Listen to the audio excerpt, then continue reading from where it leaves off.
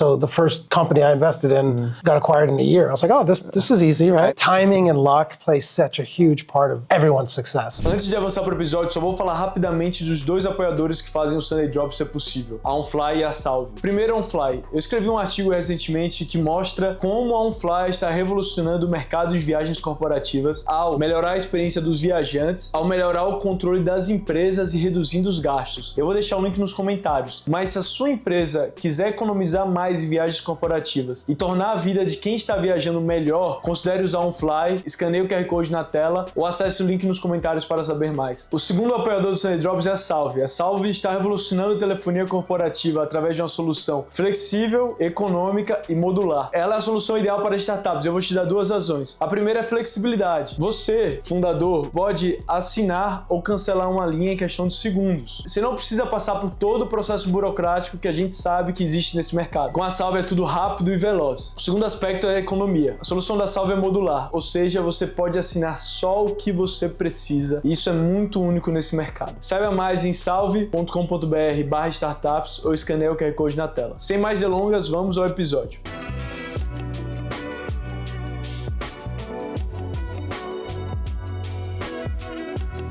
Hey everyone, Lucas Abreu from Sunday Drops, and here's a special conversation. I'm so honored to be alongside Mike, and one of the nicest things about this podcast today is because Mike is a mentor of one of my mentors, so it's kind of a full circle. Another way of saying I'm old.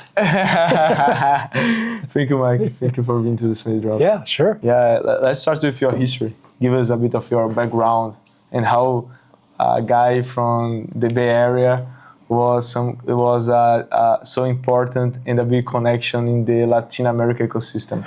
Yeah, it's sort of an interesting story. Everyone talks about their successes, but I think you have to talk about failures. And the whole reason that I got involved in Latin America is because I failed a class. I took Spanish in college because he needed Spanish to graduate, and we have this thing called pass-fail, which basically means you got to get a C- or a C to pass, and I didn't on the last one. So I had to make a decision. I was like, what am I going to do? I need to graduate college. So I ended up going and retaking the classes, living in Spain. I lived in Sevilla and spent some time in Madrid. Not bad, like living in Sevilla, in Madrid, because you are... And then I just went back and I really liked Spanish. So I ended up taking 4 years of Spanish literature. I just really enjoyed it. I was a history major in college, so I really liked everything about it. And then when I got a master's degree from the University of Washington, and I ended up studying, it was an international degree, and I ended up studying in Guadalajara, Mexico, and Santiago, Chile. And so this was a long time ago, but I just ended up really liking the culture, the language, the virus, just everything about Latin America, I just really, really liked. But back then, there wasn't an industry like there is today in tech. I mean, this was early to mid 90s. Okay, cool. But were you working in tech? No, at the time, well, what was interesting, so after I got an MBA, I moved to Silicon Valley. So that was mid 90s, and I ended up working at Oracle. Cool. And what was interesting is... Oracle was kind of the OpenAI from today, right? It was like the coolest company. It was hard to just... It was Google before Google. Yeah. Larry Ellison, we could talk for 10 hours about Larry and all the amazing things he's done. Yeah, we'll get back to your point later. Yeah, but so I was working at Oracle, and at the time they had a Latin American... They didn't really even have Latin America. At the time, Latin America represented less than, I think, 3% of all of their business. So I just asked people, I was like, hey, is anyone doing Latin American? Like, well, if we get an email in Spanish, we'll send it to you. And so that's just how it sort of started. They're like, nobody wanted to do it. It wasn't critical to Oracle's revenue. And most people, I hate to say this, but even today aren't as knowledgeable about Latin America in the Valley. I don't know if you've noticed that, but people don't really know. It's getting better and better, but back then, mid 90s, nobody even knew where it was or which countries were in Latin America. It's grown a lot, but so I just got the bug. I got the taste of it, but no, I wasn't really involved in Latin America. I was more Silicon Valley. That's interesting. So you worked at Oracle, and then you started like a professional relationship with Latin America. It was sort of hits and misses. So at Oracle, I was working in the CRM sector. So that was before Benioff. Benioff used to work at Oracle before he went and started Really? Did Salesforce. You work with Benioff? No, I came a little bit after that, but it was like Benioff, Larry Ellison. There was this whole group of people that ended up spinning off. But the CRM sector, which now is dominated by Salesforce, there were companies like Bond and PeopleSoft and Orem Software. And so I worked with a lot of those in the partner channel. Then I ended up going to one of the companies called Pegasystems, which did that for fintech and check processing, and they were expanding. And then after that, I worked for Inktomy, which was Google before Google. I mean, at the time, you tell these stories, it's like ancient history, but at the time they did the search for MSN, AOL, and Yahoo. So they did almost all of the internet searches back in the early 90s. So I remember we had this big party when we indexed 500 million web pages. Really? Yeah, and so at the time, I always try to do stuff in Latin America, but same thing. It was always sort of back burner. It wasn't as important, especially for, I was in enterprise sales, so, you're always trying to make your number. Yeah. And then after that, I just said, I'm either going to, as I got older, I was like, I'm either going to do this or I'm not. Okay, but before, what happened in the search industry? Of course, like Google won this, but how was that battle at that moment? It's so interesting because at the time, it was Yahoo, and so Inktomy was a white label search engine. Mm-hmm. So as I said, Yahoo, MSN, and AOL all used our search. And then you have like the technology. Right. So they would label it the front, MSN.com, Yahoo.com, but it was our search engine that they were using underneath. And then when Google came along, it was interesting because before Google, everyone thought the pickaxes in the jeans, I'm using the analogy of the gold exploration. If you sold Levi jeans, you made money. You made money to people whether they found gold or not. So the prevailing thinking back then was that, you always wanted to be the white label provider of technology. But Google came along and sort of bridged the gap. They were the front end. They were a brand. So when you went to google.com, it was all white. It was very clear. They were the brand. And then they did a deal. This kills me because Yahoo messed up a few times. So Google wanted to get acquired by Yahoo several times, but they kept lowballing. They had a CEO at the time. I think his name was Terry Semel, who was more of a Hollywood person. So Inktomy almost bought Google in the early days because you got to remember they came out of Stanford. They were, Larry and Sergey were using a lot of the servers in the Stanford thing. It wasn't really even a company. They were the 14th or 16th search engine. So search at that time was a commodity. So there wasn't really a lot of value to it. But Google did so many amazing things. They created the brand, as I said, but they also created commerce linkages to search, and then they built everything faster and better and cheaper. They did a deal with Yahoo in the end where Yahoo got, I think, 5% of Google's shares in order to switch from Inktomy search engine to Google's. So I remember we were, at Inktomy, we were like, "What are you doing, Yahoo? You're feeding your competition." And so it was really a bad day for Inktomy at that point. That's incredible. And then I believe that Yahoo sold those shares not long after IPO, like $40, $50 a share. And then we all know what happened. Google ended up being a much better company, much better technology, and they killed everyone, Inktomy included, and all the other search engines. And how was to be like a part of this war back in the time? I mean, it's mind-boggling. I think Inktomy at the time, there were a professor and a student from Berkeley, actually, that were the founders of the company. And I remember at one point in time, the market cap of Inktomy was $35 billion. And at the time it was, that's when $1 billion was a lot. It was a public company. Yeah, it went public. It was worth more than GM, the car company. Whoa. And the founders were billionaires. But then the dot-com crash happened. And it's hard to describe what it was like in Silicon Valley during the dot-com crash. Companies literally went to zero. I mean, you had even Cisco, which was the stalwart of the tech world, went from trading, I think, from like 120 a share down to $20. Yeah, that must be like so crazy. And it's weird because if you look at a chart, if you look at like the S&P or the NASDAQ, it doesn't seem like that big a collapse, but it was scorched earth. I mean, companies died. Things just got destroyed in the valley. Yeah, I imagine what happened like in the area, because imagine you are in a party and like 90% of the people has left like really, really sad because something happened. And like Amazon, that in its market cap, I think that they lost 90%. Yeah. So it was such a huge impact so fast. And then I don't know if you have like any lessons and what do you think when you think about AI, for example? Because everyone even compares, there is a lot of graphs like OpenAI, Google, and like the search. Yeah, so just on that point, Jeff Bezos, by the way, he's a phenomenal writer. And please, he writes these letters, or he used to write the letters when he was CEO every year. Read the one from 2001, I think it was, or it might have been 2000 or 2001. He writes about that. He's like, we've lost 90% of our value. That's one of the most amazing letters. It's a couple pages, but he talks about nothing's changed. Our orders are up, our customers are up, our growth is up, everything is going well. It's just the outside world is not valuing this business properly. So go read that. I think it was 2000 or 2001 Amazing. when it came out. Maybe it had been March of 2000. And he was right. I mean, you think about it, like look at Amazon today, the growth that they've had. If you think about the fundamentals, it was like going up. But to your AI point, I mean, I do think that AI is one of the most fundamental changes. It's a technology, right? So you can't just say it's almost like the cloud, right? The cloud in my era, back when I was doing enterprise sales, I would talk to CIOs and they would say, nobody's going to put their customer information in the cloud. It was all on-prem. So everyone bought their own Oracle hardware or their own Microsoft or IBM databases and hardware. They ran their own software. They ran everything inside. It's called on-premise for those that aren't familiar. And at the time, they're like, nobody's going to put their information in the cloud. Well, fast forward 20 years, every company's in the cloud. And they have, I think the average cloud, it's 7 to 9 different cloud vendors. For I'm talking about Fortune 500 companies. So to me, I think AI is the same thing. It's a technology, but it's a transformational shift. And like most things, I mean, they get overvalued. They get too much money put into them. Maybe there's too much hype. I don't know that I'd call it a bubble, but it gets frothy.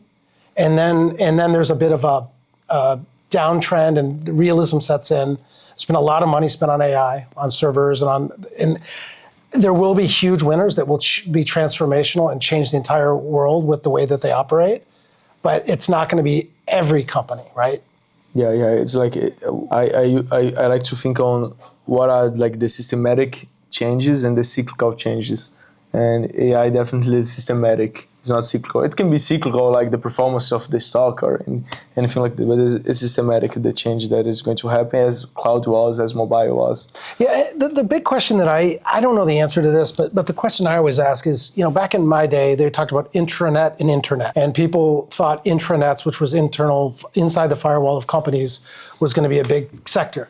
Well, it ended up not. It ended up being the internet, and everybody used the internet. So what I wonder is AI just going to be a big game for, Google, Meta, Facebook, Alibaba, Tencent? Is it going to be the biggest companies with the biggest data sets that win because they have the most knowledge and they have the most, or will there be, the Salesforce is a good example where Salesforce has data from all sorts of companies, and yet so I just don't know whether it'll be just law of the jungle, the big guy wins, and the largest LLMs create the future, or whether there will be little subsects and different, intranet versions where there's smaller LLMs that are more specific or more vertical rather than horizontal. And I don't know the answer to that. I don't know where it'll go. Yeah, that's a great question. Let's get back to your history, because I am passionate about the history of business, so it's great to have someone that has lived that.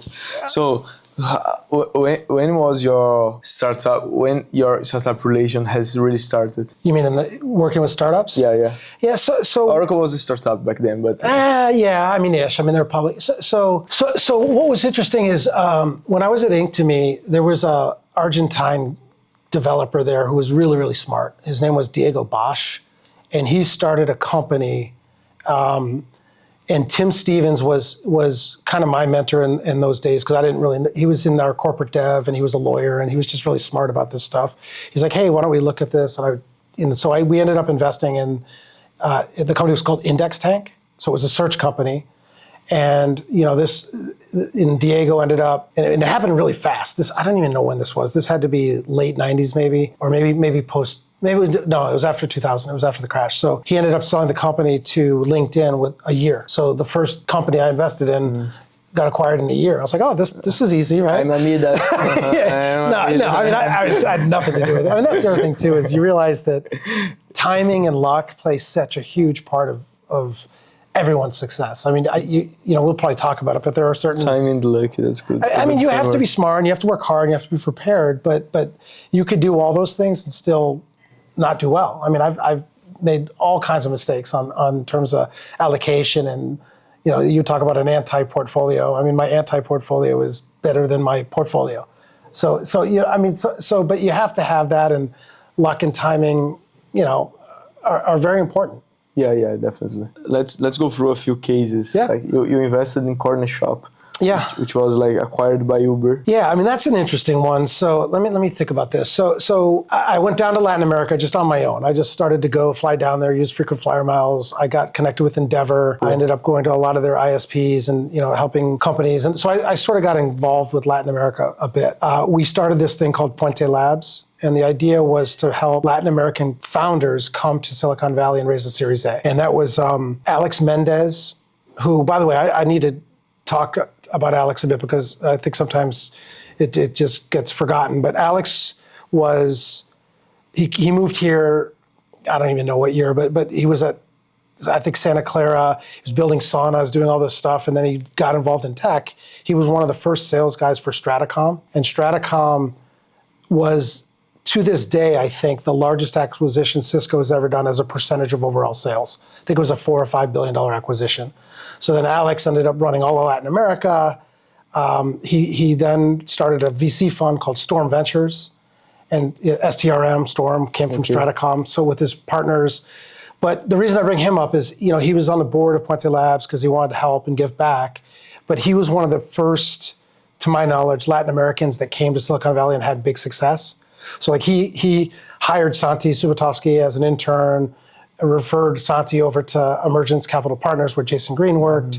And so I just got to give a lot of kudos to Alex because, he's such a humble guy, but he's done so many amazing things for founders and just general Latin American people that I think I really need to highlight that because he's such a smart guy and he's humble and he's just, I've never really had a true mentor, and he's probably the closest thing that I've had here in the Valley with that. And then Santi Subotovsky, who's at Emergence Capital Partners, was on the board of Ponte Labs, and then Ariel Arieta from NXTP Labs in Argentina. Yeah. And so by what a board! Oh, it was, and then the first thing I did, it was like a bad joke. Like there's the one gringo and 3 Argentines, right? It's like So the first thing I did is I brought on some people that I really liked and respected. So Alan Taylor from Endeavor and Catalyst came on board. We had. I'm trying to think of who else. We just had some amazing people that were just cool. Ariel Polar, who's incredible. I don't know if you've come across Ariel. He's super. He tells a funny story about. He's like the one guy. He invested in Audio, which was a podcast, which became Twitter, and then he chose not to invest in Twitter. I mean, he's been so successful. It doesn't matter. You can laugh about it. Like he's at Ariel is his Twitter handle. He's the type of he can miss like a deal like this and not be depressed. Yeah, no, it becomes a good joke. And so we had what I would consider the biggest all-star team in Silicon Valley. I mean, these guys were like the who's who of. Yeah. And it just didn't work. I mean, there were a lot of reasons. I think we were early. I mean, it was almost like talking to the CEO of Barnes and Noble bookstore about Amazon, and they're like, "Well, nobody's going to buy a book online, right?" You're like, "Well, wait." So we we can go into that another time, but it didn't work. But through all of these efforts, I ended up sort of getting to know Latin America and getting to know the ecosystem. And but Point Labs, the name. Puente Labs. Puente means bridge in Spanish. Okay. But it was like a consulting or VC firm. No. So it was a bit of a hybrid. So it was a seed fund, also a platform, and we also hosted these events for people from Silicon Valley, from Latin America that were coming. So we get a Brazilian DJ. We'd have, I invested in a whiskey distillery. We'd have them come, and we'd have these rooftop events, and we'd invite all. It was great because we didn't invite any American entrepreneurs. You had to be from Latin America, and then we had all these VCs. Cool. And so at the time, it was a great way for Latin American entrepreneurs to meet VCs who they otherwise probably could not get meetings with, and it was just a very. But I think we're just early. This was probably, I don't know, 12 years ago. Or it was early. That was one of the reasons I think timing was a little. But there's a really pioneer in that way. Like several companies has several funds and other companies that are trying to reduce this gap has come after you guys. Well, like Latitude, I think Latitude today is doing what we did 12 years ago. I mean, they're obviously, doing it better, and we ended up not continuing it, but I mean, that's a case in point. Like I think it would be hard. You'd be hard pressed to find better people in Silicon Valley than the ones I just mentioned that were helping this effort. And we did it and learned a lot, and here we are. Amazing. But you ended up meeting these type of entrepreneurs, and some angel opportunities has started to come up. Yeah, so we did some, so I'm trying to think, corner shop, you were talking about that. So what I did, one of the things it's really important to have people together, just working together. And so we were at a co-working place, and this co-working place was, called Galvanize down in South of Market. And I basically commandeered a whole floor, and I brought everybody who had anything to do with Latin America and had them working there. So when I met Oscar and Danny through Dan Green, who's an attorney who does a lot of stuff in Latin America with Gunderson. So I met them when they were in Santiago, when they were working with Groupon. So their company had been acquired by Groupon, and they were building out Groupon Latin America. So that's when I first met them. Asado? Oh. No, at their office. I mean, it was crazy. Like, their office was, they were 3 people at desk. It was just bulging. It was pretty, I was like, wow, this is interesting. These guys are, so then they ended up exiting from that. They moved here. They started a startup called Seahorse, which was it was kind of like, Danny and Oscar had just had kids, and they were starting, it was basically like a Facebook for parents. Seahorse, like a seahorse, like in the ocean. Yeah. It's like the way that this word is spelled. It's like a really bad word in Portuguese. Oh, sorry. Talking about the animal that swims in the ocean that looks like a horse on top and a fish. No, just the way that they talk, like seahorse is like a really bad disease. Oh, okay, no. For alcoholics, but that's not a problem. Okay, I just want to make this. So and Oscar is just super tenacious. Like back then, I just remember they had an office on Geary down by a Chinese restaurant off of, near Union Square. Nice. And we would just meet and talk, and he had some really talented developers from Chile. And it just wasn't the right thing. But I've always liked Oscar. He's dynamic. I mean, the guy is just a hard-charging guy. So then when they ended up closing that, and they like, hey, we have this new idea. We're going to do Instacart, but it's going to be in Latin America, and we've got the skills and the talent and all that. And so I ended up putting a small amount into their company and their angel round. And then that was interesting because people just see, they got acquired by Uber and, $3.5 billion, I think it was 5 to 6 years, but nobody sees the path. I mean, these guys hustled. I mean, they were grinding, working. Then, I made an introduction to a Mexican VC fund that named All VP at the time. They invested in it. And then after that, they got money from a US VC firm. I think the original Series A or seed was $6 million. But it still wasn't enough to and then they got, I think, another 9 or 615 from them. But people don't realize, I mean, every startup almost breaks. Those guys were, they hustled and they worked hard. They moved from here. They had a cushy life, not cushy, but they had some success. They could have stayed here. The VCs, you need to be in Mexico to make this work. So they both moved their families to Danny. Jacques was in Santiago at the time, but Danny and Oscar both moved to Mexico City and helped build this company. Yeah. And then after trying, I don't want to share too much, but they tried to sell the company. There were some problems with Walmart in Mexico. And then there was some problem because Walmart originally was going to buy the company. And then Uber came in, and then Mexican government. I mean, there was all kinds of stuff that happened. But those guys were on it. I mean, amazing. And that's one of the things when you talk about, what makes a good entrepreneur. I mean, I think Oscar was on WhatsApp with the main VC. I forget who it was. Was it Index or I can't remember who did their deal. And every 6 minutes knew the shopping patterns in all over Mexico. There's a soccer. We'd look at the data, be like, there's a soccer game, so beer is selling more at this. I mean, it's crazy how hard that guy worked. I mean, nonstop. That's all he was doing. And if you think about the great entrepreneurs that you have worked together, like these guys, what are the main tips for entrepreneurs? What's interesting is, I think I've looked at I've probably done, 40 or 50 angel deals over my last 20 years or so. And I looked at which ones worked and why and tried to dissect that. And what I realized is it's mostly the people that are not super rich, that are not highly educated. Maybe they completed college, maybe they didn't, but they just have to do what they're doing. They have to do it. It's not, we have this phrase here we call calling in rich. So if you're really, really wealthy and your startups gets difficult, you go to, I won't say who, but you go to a prominent college and you get a degree or you go do something else. Whereas Oscar and Dana, they're all in. It's a burn the boats moment where you have to make this work. And that's what I've noticed across all of the companies that have been successful. They're entrepreneurs that are they have to get it done. They're roll up your sleeves, work hard, figure stuff out. They're adaptable. They change with the environment. And you have any tip on how to identify if the person is all in and he has to do this? You can kind of tell. I mean, I think when you look at VCs, they basically all look at the same 5 things, right? So it's how big's the market? What's the market size? Yeah. What's the competition like? How much traction does the company have? What's the team look like? Have they worked together? And then there's sort of the artwork of, how does it all work together? And I think you can get a sense of that. I mean, that's the one thing I liked about Latin America is I would always use the analogy that Latin America was a movie and Silicon Valley was a photograph. So a founder would give you a photograph across the table and you had to make a pretty quick assessment whether or not you wanted to do that deal. Whereas in Latin America, you had time to get to know people a little bit because this was years ago, but it didn't move at quite the same pace. It wasn't 24, 48-hour term sheets. Yeah, it's still like this. You could watch the movie and you're like, oh, that person's a really good actor. And so I think that's changed now. I think there are a lot of funds that are a little bit more Silicon Valley-like in Latin America. But I think you can get a good sense of, I joke and say that, my job as an investor is really just to be a psychologist. You can test things and probe things like, do they interrupt each other? Does one person do all the talking?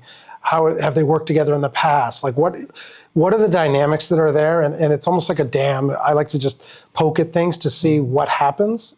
And because they don't know the path first-time founders necessarily that they're going to go down. And it's nice to know that they're in it together. They're working, because founder divorces are very common. And you want to make sure the team is going to work as a team. Jeff Bezos has this great thing where he says, you disagree and then you agree. So you may disagree with the decision that's made, but then you get on board and you do whatever the marching orders are. You want to make sure the team is cohesive like that. And for me personally, I'm not technical. I'm more I'm on the sales side. I think the most important thing for any company is customers. So if people are willing to pay you money to use your product, that's a very good signal. So I like founders that are very close to the clients, very close to the customers. So I always say that the CEO needs to be, the head of customer support and the head of sales, at least until they get to a certain point, because they need to understand the customer and the customer dynamics. Because if you don't, you will never sell. And founders can sell one way. If you hire someone to sell for you, it's going to be different. It's not quite the same. So for me, I'm always wanting to know, why are the customers buying? And does that map and match with why the CEO thinks they're buying? Because it's not always the same. Yeah. It's a really interesting point. And correct me if I'm wrong, but these days I was in an event and there was a talk of a Brazilian that has a big company here in the US, and he was saying something like this: I never found enterprise sales in Brazil that is 20% as good as an American doing sales. Do you think that this kind of statement makes sense? And what have you learned as a sales guy here in comparison to the Brazilians in Latin America as well? Yeah, I mean, from an investor perspective, they typically value the sales revenue in Latin America as 0 because it's not repeatable. Here, I mean, how it is. Sometimes your friend is head of the Banco Itaú and you get the deal, and it's hard to tell what's real. I think the U.S. is big, so what you can sell in one state, you can pretty much sell in all the other states. Whereas in Latin America, it's a little harder. Brazil's a big enough market, but once you get outside of Brazil, there are differences. I think the one thing that Oracle did, I think it was Tom Siebel who instituted this. They did a matching of sales. So there was a progression. You'd come out of college, you'd work the phones, you'd be what they'd call an SDR or a call rep. They would map the call rep to a field rep. So if you were working in Silicon Valley as a junior rep on the phone, you were mapped, and you had a different quota system and all that, but you were mapped, let's just say the auto industry. You were mapped to a senior person in Detroit. And that senior person in Detroit would handle the high-end, high multi-million-dollar sales. the sales rep on the phone would do, they used to call it DMD, direct marketing division, would do the smaller deals. But what it did is it gave the field rep an access to corporate immediately, and it gave the junior rep a chance to see how to become a field rep. So the field rep was teaching the junior rep, and it became a clear way to increase the level of sales of both of them, and then also be able to have a path of advancement for the junior reps. Yeah, like in Latin America is so much less systematic than the way you think it here in the US. Yeah, and I don't know. I mean, it's a pendulum, right? I mean, there was a time, I think we're now in a time where enterprise sales matters. It swung back and forth. Like when it was consumer driven during all the Facebook mobile years and all, people didn't really value enterprise sales reps because they were like, why do I need you? I just do online SEO, marketing, all that, outreach. But I think it's swinging back, and I think people realize that I don't do consumer based. I don't understand that. I'm enterprise only. But I think the enterprise sales efforts are, especially during a decline or a macroeconomic recession, it becomes very important and vital to the lifeblood of a company. And what are like the common mistakes when someone says, "Hey, Mike, talk with my sales team"? Like, do you have like some common partners that can identify? Yeah, I mean, you talk about hiring people or evaluating teams? Evaluating teams. Yeah, and I think, it's interesting because when I look at Oracle versus Google, Oracle was very sales heavy and sales dominated. Google was very tech heavy. So the tech people that built, the builders, had more power than the salespeople did. And so that was a big paradigm shift in the Valley. But I think sales is really no different than, to put it in a developer's terms. You would never just write a product code and ship it, right? You'd go through a process, right? You'd QA it, you'd go through it. There are steps that can be had. Sales is no different. There are different steps that can go, and depending upon the type of sale, you can tell pretty quickly whether it's going well or not going well, or that person's qualified or not qualified, or what they know or don't know. Yeah. So I think, one of the things that I like to do is try and help very technical founders evaluate salespeople, especially for startups I'm invested in. Like, hey, I'm going to hire this person. Can you talk to him for me? I'm like, sure. Let's go through it. Interesting. And you were mentioning in the beginning of the podcast on your anti-portfolio that you have several lessons on that. Could you share a bit of it? Well, I mean, that's the thing is you never know. Like, I subscribe to the theory that just because you invested in a company that did really, really well does not make you a smart person. Just because you invested in Google or Facebook, that company easily could have failed. So to me, I think the credit really goes to the founders. They're the ones building this stuff. Yeah. And yes, entrepreneurs and investors and mentors can help guide things here and there, but it's really up to the founder. They're the ones that are there every single day. And this is a good lesson too for founders is if you're relying on your board and your investors, even if it's Sequoia or, in the top firms, you should know more about your business than they do.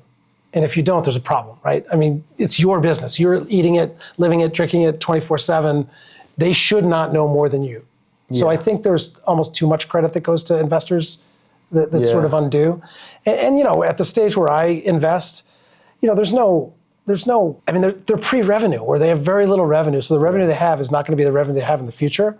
It's really more about evaluating the team and the founder. Series A, B, you have a lot more metrics and you can do that kind of analysis, but it's really hard to tell at the early stage, right? And for you, it's like a gut feeling? I'll give you a good example. So I had just invested in Corner Shop, I think, prior, and I was in New York. I was at a WeWork, and I just met these guys. I don't even know how I met them. They started writing on the whiteboard. Yeah. It was the founders of Rappi.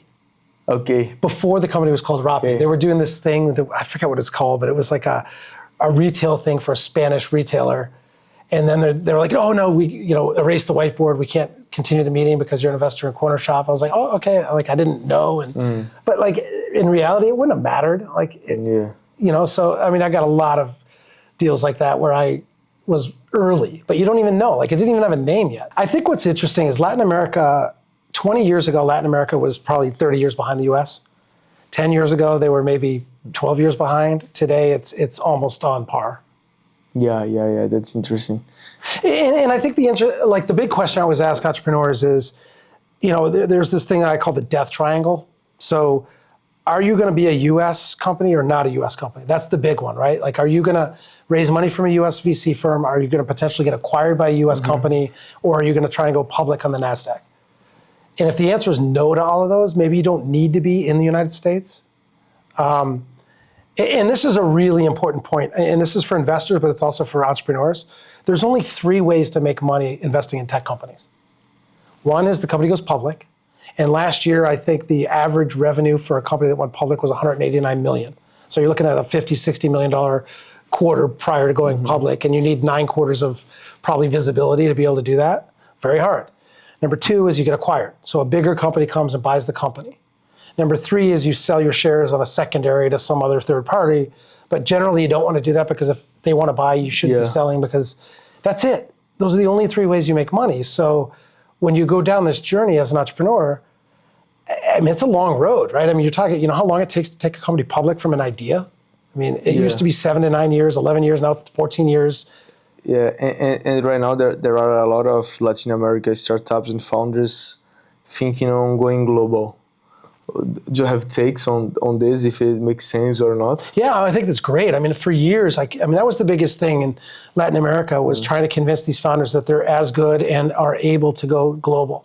I think that's amazing. I think that's great. I mean, it used to be that you had to pull their arms and you should come to the Valley and do this. But now I think, Brazil, so the death triangle, so Brazil and Mexico are big enough markets, especially Brazil, that you could build a successful company there. And there's a good ecosystem, Monashees, Casac, there's lots of good fun, Valor Capital or Atman with Pedro. There's a lot of really good investors that can help you in market. There are fewer that can help you cross border. But if you're a Chilean entrepreneur or Venezuelan entrepreneur or Colombian, and the tendency is to try and do what's safe, well, I'll go to places that speak the same language, that have similar laws, that are very similar to my country. So what I see is a lot of Peru, Colombia, Chile. And I call that the death triangle because your most restricted and limited resource as a founder is your time. So an hour in Lima is not the same as an hour in Palo Alto. So you can do it in Brazil, but you can't, those 3, I always recommend is you need to decide if you're going to be a venture-backed company, you probably want to be in a bigger market. And I look at Uruguay, most of Uruguay's business is Brazilian. It's Brazil and US because they have 4 million people and they can't have their own home market. So I think it just depends. If you need to understand the customers, and if you understand if your product's universal and it doesn't matter where you are, by all means, go to the biggest markets. Yeah. But if you don't speak English and you're only speaking Portuguese and your products, you might need some help, and it might be a harder leap. Yeah, that's an interesting take. And we talked a bit in the beginning of the podcast about Larry Ellison. Yeah. And I was curious, what have you learned from the Oracle culture and also from Larry? I mean, Larry's ruthless. So it's a lot of people are aghast at this when I tell them this, but when we would, I was talking about that DMD and the field rep. So we would walk on the floor of Oracle, and there were computer screens, and there was every north, northwest, south, southeast, all the regions, right? And in the middle of the computer screen was a big black line. The top of the line were the top 20 producers. They had their name, their quota, and their quota achievement. And on the bottom were the worst 20 producers. Every day. And if your name was on the bottom of that black line, everybody was like, you got your resume ready? What are you doing? So it was just more cutthroat. I mean, it was people are like, but that attracted a certain type of person, and that attracted, a certain type of, skill set. And the other thing Larry did, it's so counterintuitive, but he would never give raises internally. So what people would do is they would quit, go to another company, and then come back to Oracle 3 years later and triple their salary. And he would pay that. And I kept thinking, why wouldn't you just take care of the people that, but it was genius, because what ended up happening is when I left Oracle, I would go to sales meetings and I knew everybody at all these companies because they're all ex-Oracle people. So, and at that point, Oracle was more of a database company than an app company. Every one of those companies used Oracle's database because their head of sales and their salespeople were all from Oracle.